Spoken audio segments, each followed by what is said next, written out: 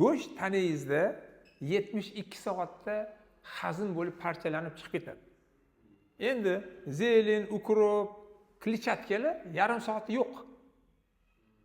Endi qarang, siz har kuni ikkita shashlik yeyapsizmi yoki lavon osh yeyapsizmi? U sizni organizm buni hazm qilish kerakmi? Endi mashinani g'ildiragiga yuraversa yediriladimi? Sizni ham organizm buni chiqarish uchun mehnat qilish kerak-ku. Parchalanish kerakmi? Mehnat qilish kerak.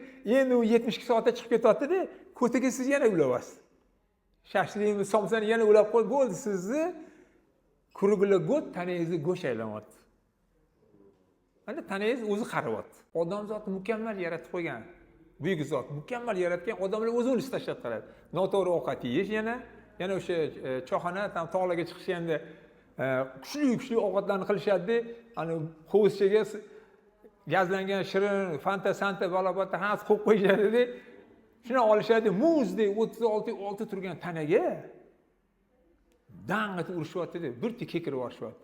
Ana o'sha o'tqopni gustoy bo'lishi, o'tqopda ham zagib deb keladi. Ana o'shani mashq qiladi. Sizni tanangiz bu.